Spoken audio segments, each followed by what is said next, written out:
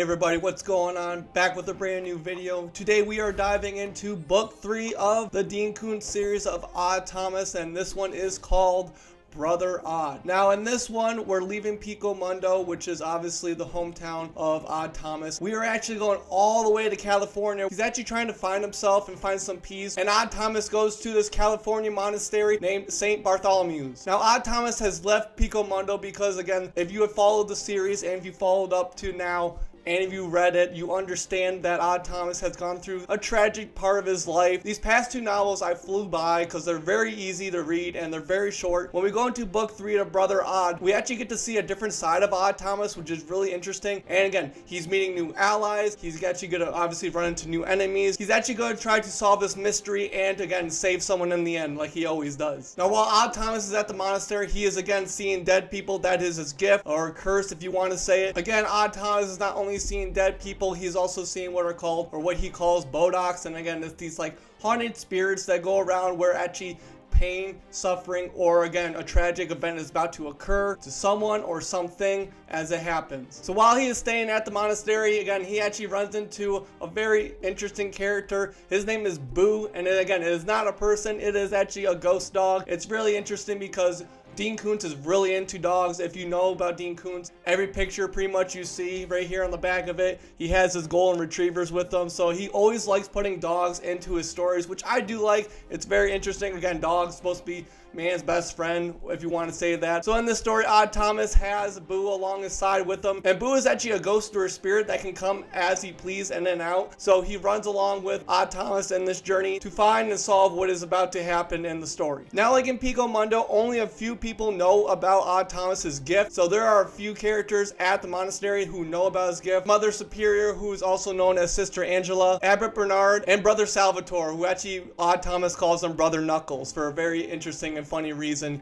I'll leave that again for you to read about. In Brother Odd, Odd Thomas is on a journey to again solve actually a crime that has happened at the monastery. One of the brothers has come up missing, and then later on he is found dead by Odd Thomas. Again, he has no idea, but again, the clues and the things that start to happen in the story really tie this story together well. And again, with Dean Koontz, he might be a hit or miss with a lot of people. I know he is with me, but this Odd Thomas series has been really interesting and a fun ride all the way so far. I'm on book 4 now, and again, I'm waiting to see, the big difference. I've heard, people read the series and they liked it or if they hated it. So again, it's a love-hate relationship if you are a Dean Koontz reader. As Odd Thomas finds the missing brother and reports that he is found murdered or dead, there is again a homicide kind of going on with him. Now back in Pico Mundo, where Odd Thomas is from, he has had the assistance of Sheriff Wyatt Porter along his side with again these occurrences and these deaths that have been happening. In the monastery, Odd Thomas is kind of on his own when he's trying to solve this, but again, he has friends and he's kind of having some ideas of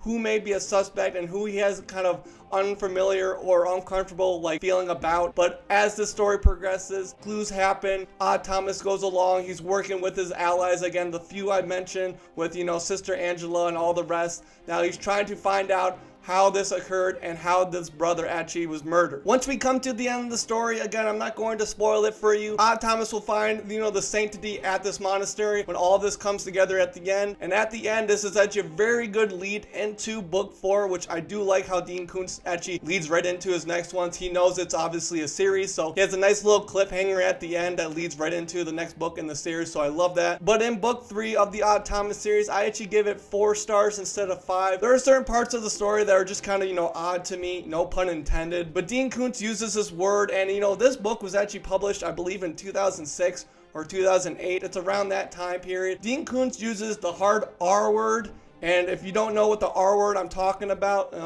read the book, or again, just Google it. You might be able to find it. But that word kind of is, very uncomfortable, silent to me. I don't like that word being used. And for those who have read books, especially very old Stephen King, he used it back in the day. We're living in a generation now where certain words may be very offensive to people, and this word is actually very offensive. I think as a whole, So not actually going at one person, but when you do use this word, the hard R, at a person, it is very, negative, and I don't like it at all, especially with the profession that I have as a career. So that's one reason why I gave it 4 stars. And another reason is this one wasn't the best out of the series so far, so I gave it with that. Again, I'm still enjoying the whole ride through. I highly recommend this series so far. Again, books 1 through 3, I've enjoyed it as a whole. And with book 4, don't worry, that video will be coming as soon as I finish reading it. So stay tuned to that, my friends. All right, everyone, that is it. Thank you for stopping by again. Spread the word of my channel, and I wanted to give you a little quick update for my sequel to my novel. Obviously, My Next Door Obsession is the first novel I ever wrote, so if you have not checked it, check it out in the links below. Again, let me know how you feel about it. If you have any questions, let me know. Reach out to me. Again, I'm very, interested in communicating with my viewers, subscribers. My sequel is actually coming along very nicely. I have actually 20 finished chapters as of now, and again, I'm trying to make it to 300, 400 pages, and roughly, I believe I'm at like 180 right now, something like that. So I'm getting there. I'm hopefully, again, having this done by the spring. So again, stay tuned for that. But again, I appreciate all of your support, everyone. And again, I will be continuing to give shout outs to anyone. Again, I will reply right to your comments. I'm very dedicated to my audience, and again, exchanging words again. So I really appreciate it, and thank you everyone for all this help. And like I always say, my friends, please read your book cover to cover. We'll see y'all later.